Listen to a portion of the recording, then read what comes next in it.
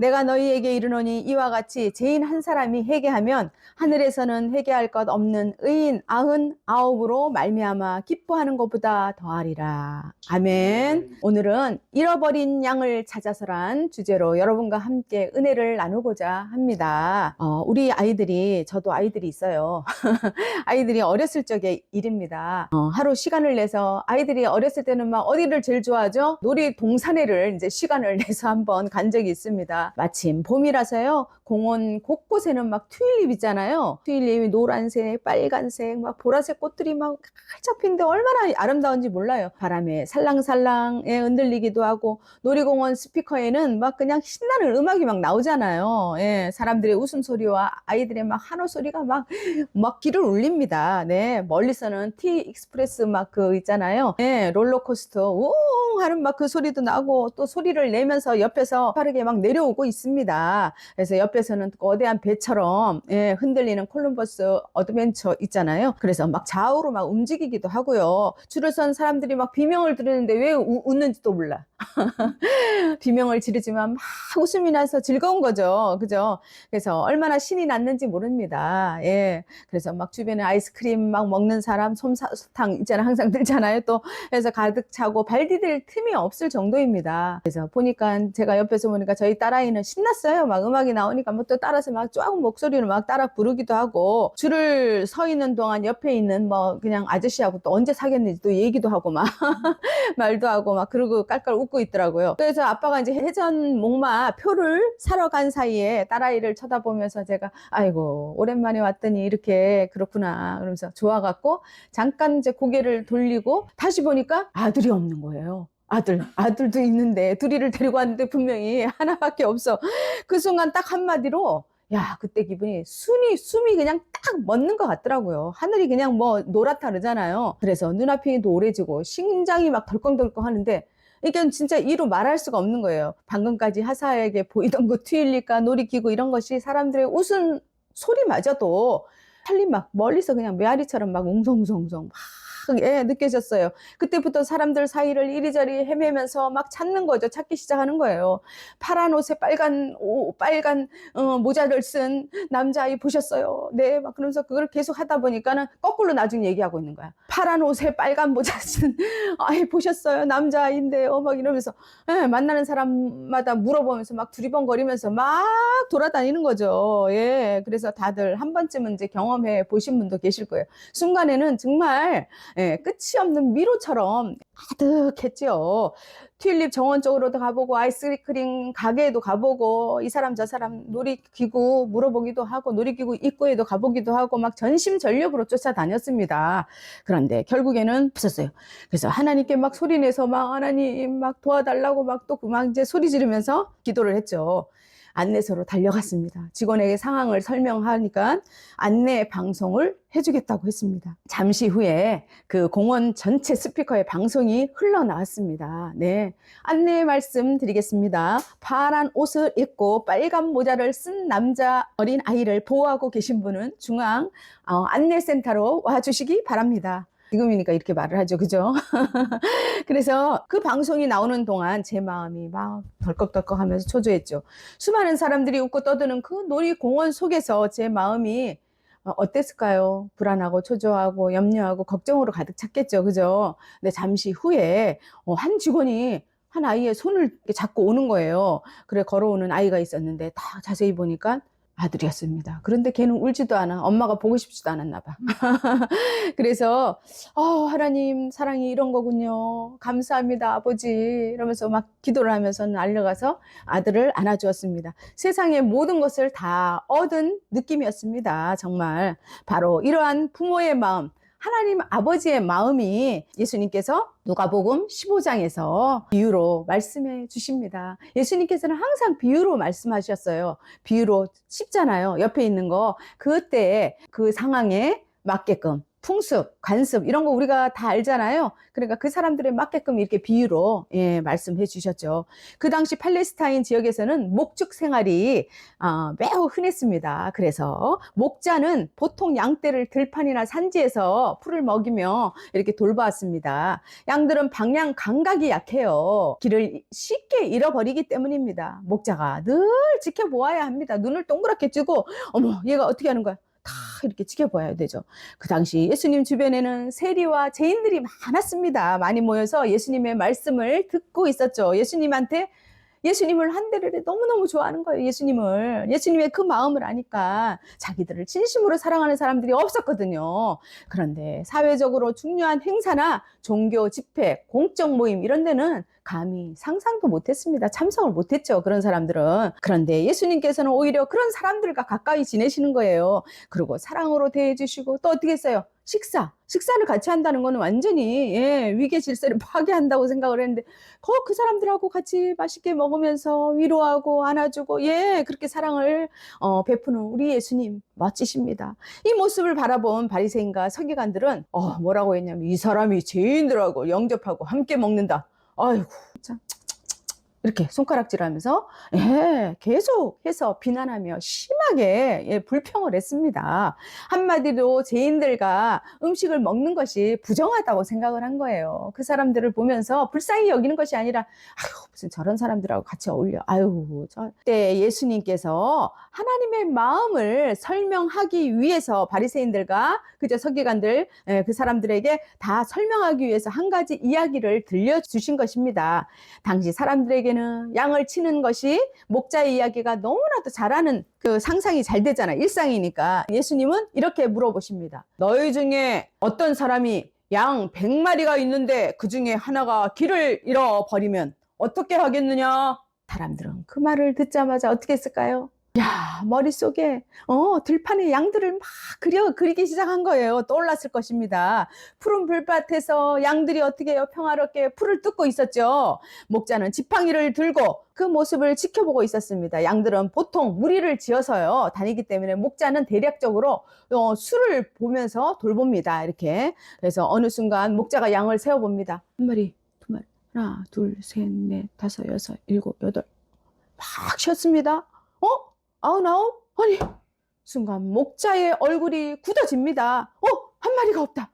어떻게 된 거예요? 양은 똑똑한 동물이 아닙니다. 어떻게 해요? 길을 잘 찾는 동물도 아닙니다. 한번 무리에서 떨어지잖아요? 그러면 어디로 가야 하는지 몰라서 어떻게 해요? 점점 엉뚱한 곳으로 막 찾아가는 거죠. 어디로요? 풀을 뜯다가 고개를 들어보니까는 무리는 이미 어떻게 멀리 떠나가 있죠? 혼자 남게 되는 것입니다. 그러면 양은 겁이 나서 여기저기를 헤매다가요. 낭떠러지에 떨어지기도 하고 그 다음에 바위에 부딪히기도 하고요. 그 다음에 가시에 찔리기도 하죠. 그러고는 맹수의 먹이가 되기도 합니다. 그래서 목자는 그 사실을 알게 되는 순간 가만히 있지를 못하죠. 양이 한 마리가 없어졌는데 예수님은 말씀하셨습니다.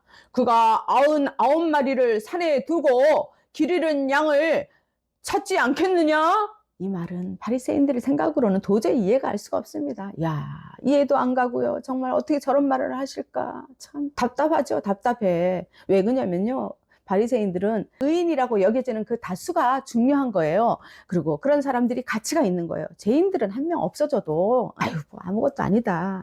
이렇게 생각을 했습니다. 그래서 한 마리를 위해서 모든 것을 내려놓고 찾아 나서는 이 모습은 바보 같다고 생각을 하고 또 그들의 가치관에 맞지가 않았습니다. 그러나 예수님은 말씀하십니다. 하나님께서는 잃어버린 그 한 영혼이 결코 포기할 수 없는 존재라고 말씀하고 있습니다. 그 사람을 위해서라면 그곳이 어디라도 찾아간다는 거죠. 만나러, 품으러. 하나님의 마음이 그렇다는 거예요. 목자는 어떻게 해요? 지팡이를 들고 산과 골짜기를 찾아 헤맵니다. 뭐 하러요? 양을 찾으러요. 99마리가 중요하지 않다는 뜻이 아닙니다. 그 99마리 중에 또 한 마리가 없어져도 똑같이 지금처럼 찾아다니는 것입니다. 언제든지 잃어버린다면 똑같이 했을 것입니다. 모두가 중요하다는 거죠. 바위 사이로 살펴보고 가신 동물로도 가보고요. 그 다음에 절벽 아래도 또 내려가 봤습니다. 근데 목사는 또 그러면서 계속 부르는 것입니다. 왜? 그러면서 막 가슴 아리를 하면서 막 부릅니다. 약한 소리가 들립니다. 매. 야, 가시에 걸려서 움직이지도 못하고요. 떨고 있는 양입니다. 목자는 그 소리를 듣고 달려갑니다. 흑두성이, 온몸이 흑두성입니다. 거기를 털어주고, 그 다음에 어떻게 합니까? 근데 마음에 속이 상하죠. 그죠? 야, 넌 진짜 이래도 되는 거야? 나를 이렇게 고생을 시키다니, 엉덩이를 막 두들기고, 내가 너 때문에 아주 이런 고생을 한다, 고생을 해. 그랬을까요? 아니요. 확실합니까? 네, 화를 내지 않습니다. 왜 여기까지 왔어? 너 고생했겠구나. 그리고는 조심스럽게 양을 안고, 그 다음에 어떻게 해요? 어깨에다 메고 돌아옵니다. 양을 맨 어깨의 모습이 무엇입니까? 바로 죄인을 향한 하나님의 긍휼, 하나님의 사랑을 묘사하고 있는 것입니다, 여러분. 목자는 잃은 양 한 마리를 찾는 그 기쁨을 혼자 누리지 않았습니다. 친구와 이웃을 함께, 야, 여보게, 어서 이리 오게. 이리 와, 나와 함께 즐기게. 내가 양을 한 마리 잃어버렸는데 찾았다네. 이리 오게. 이것도 먹자고. 그러면서 어떻게 해요? 양에 대한 목자의 애정이 얼마나 깊은지 알 수가 있는 거죠. 입증하고 있는 것입니다. 이 내용이 무엇입니까? 죄인 한 사람이 회개하고 돌아오면요, 하나님 한 분의 그 기쁨에 한정하지 않고요, 네, 거기에 제한하지 않고 하나님 나라의 전체에 커다란 기쁨이 된다는 것입니다. 그 사실을 우리가 이것을 보면서 알 수가 있습니다. 그리고 마음속으로 이렇게 생각합니다. 찾았다. 그래, 살았구나. 아이고, 사랑한다. 예수님은 이 장면을 말씀하시면서 결국 이렇게 결론을 내리십니다. 이와 같이 죄인 한 사람이 회개하면 하늘에서는 회개할 것 없는 의인 99으로 인하여 말미암아 기뻐하는 것보다 더하니라 라고 말씀하십니다. 여기서 죄인은 누구입니까? 무지하여서 하나님 말씀을 거역하고 하나님의 곁을 떠난 사람을 총체적으로 가리키는 것입니다. 이 죄인이 회개할 때 하나님에게는 큰 기쁨이 된다는 그 예수님의 사역을 비난하고 있는 바리새인과 서기관이라 그랬죠. 그 사람들이 잘못된 종교의식을 올바르게 교정하기 위한 말씀인 것입니다, 여러분. 이 비유의 중심은 양이 아니라 누구였죠? 목자의 마음입니다. 네, 양은 길을 잃을 수가 있습니다. 실수할 수도 있습니다. 무리에서 떨어질 수도 있습니다. 그렇죠? 그러나 하나님은 우리 영혼, 양이 우리잖아요. 그죠? 한 영혼도 포기하지 않으시는 분이시라는 거예요. 하나님이 선택한 민족은요, 언제든지 이렇게 와서 앉히시는 거죠. 이렇게 말씀을 듣게 하시고, 하나님께서 안아주시고, 깨닫게 하시고, 하나님이 만나주시는 거예요. 그 마음에 성령의 충만함을 주시는 거예요. 사람들은 보통 이렇게 생각합니다. 아이고, 99마리가 있으면 되지. 뭐 한 마디쯤이야. 여러분 어떻게 생각하십니까? 그렇게 생각할 수도 있잖아요. 그죠? 아유, 그거 어떻게 막 비탈길을 가고 막 아이고, 바위틈에 들어가서 막 찾기를 해야 되는데, 99마리 있는데 뭐 하나쯤이야. 그런데 하나님은 그렇게 생각하지 않다는 것입니다. 하나님께서는 한 사람, 한 영혼이 얼마나 소중하기 때문입니다. 그래서 예수님은 잃어버린 한 영혼을 찾기 위해서 하늘의 영광을 내려놓고 이 땅에 오신 것입니다. 결국 십자가까지 지셨죠. 우리의 죄를 위해서. 그리고 3일 만에 부활하셨습니다. 여러분, 이 비유는 단순한 양 이야기 같지만요, 사실 예수 그리스도의 구원을 말하는 것입니다. 그 잃어버린 양이 바로 우리인 것입니다. 우리 죄인. 그리고 예수님이 우리를 찾아오신 뭐예요? 네, 구원자, 바로 우리의 선한 목자가 되시는 것이죠. 자, 본문을 통해서 우리는 진리를 발견합니다. 하나님께서는 지금도 한 영혼, 한 성도가 매우 소중합니다. 세상에서는 숫자가 중요합니다. 그렇지 않을까요? 그죠? 사람이 많아야지만 사람들이 성공했다고 하고, 그 다음에 어떻습니까? 규모가 커야지 의미가 있다고 생각합니다. 그러나 예수님께서는 분명히 들려주신 목자의 이야기는요, 전혀 다른 가치를 보여주고 있는 것입니다. 목자는 99마리가 있어도 한 마리가 보이지 않으면은 어떻게 해요? 그냥 넘어가지 않습니다. 패스, 통과하지 않습니다. 그 한 마리를 찾기 위해서 산과 들을 찾아 나섭니다. 이것은 하나님께서 한 영혼을 얼마나 귀히 여기시는지를 보여주는 것입니다. 그래서 우리는 나같이 뭐 볼 것 없는 사람이 나같이 뭐 이렇게 자격 없는 사람이 뭐 하나님이 사랑하실까? 이제는 늦었어. 뭐 자기 스스로 그냥 포기하려고 그러고, 나는 별로 중요한 사람이 아니야. 나는 뭐, 이대로 살다가 그냥 뭐, 저기 천국은 가긴 가야 되는데, 에휴, 어떡하지? 뭐 이런 분도 계십니다. 이렇게 생각할 필요가 없습니다. 여러분, 하나님께서는 지금 이 시간에 우리 한 사람 한 사람을 어떻게 해요? 소중하게 여기신다는 겁니다. 인정하고 계시다는 겁니다. 하나님은 우리의 이름을 어떻게 아시는지 다 머리털까지 세시잖아요. 예, 우리의 이름을 부르시면서 사랑하는 내 아들 누구야? 사랑하는 내 딸 누구야? 내가 너를 사랑한다. 우리의 눈물과 형편까지도 세밀하게 알고 계시는 하나님이십니다. 둘째로 성도 언제든지 신앙의 길에서 벗어날 수 있다는 것입니다. 양은 아주 조금씩 무리에서 떨어지다가 어느 순간에 어떻게 해요? 잃어버리잖아요. 처음에는 정신없이 풀을 뜯다가 그 다음에 뭐 몰두하고 있다가 보면은 고개를 들고 보니까 어떻게 했습니까? 이미 무리에서 멀리 가버린 것입니다. 우리의 신앙도 이와 마찬가지입니다. 처음에는 작은 방심입니다. 에휴, 예배 한 번쯤 뭐 안 드려도 되겠지 뭐. 뭐 이것 좀 하나님이 봐주시겠지 뭐. 내 마음 요게 뭐 제일 조그만 것은 하나님이 다 용서해 주실 거야. 예, 그렇죠. 그렇게 생각하고 기도도 조금 들고 그 다음에 말씀을 가까이 못하게 되면 근데 어느 순간에 하나님과 멀어집니다. 예, 점점 멀어지고 내 마음속은 누가 지배를 합니까? 마귀가 지배를 하게 됩니다. 그래서 성도는 늘 자신의 신앙을 체크해야만 합니다. 이렇게 그죠? 체크리스트 말씀을 붙들고 기도 자리를 지켜야만 하는 것입니다. 가정에서도 어디서든지 상관이 없습니다. 하나님은 다 보고 계시잖아요. 그죠? 1.1핵이 변함이 없으신 그 하나님께서 눈동자같이 지켜보셔.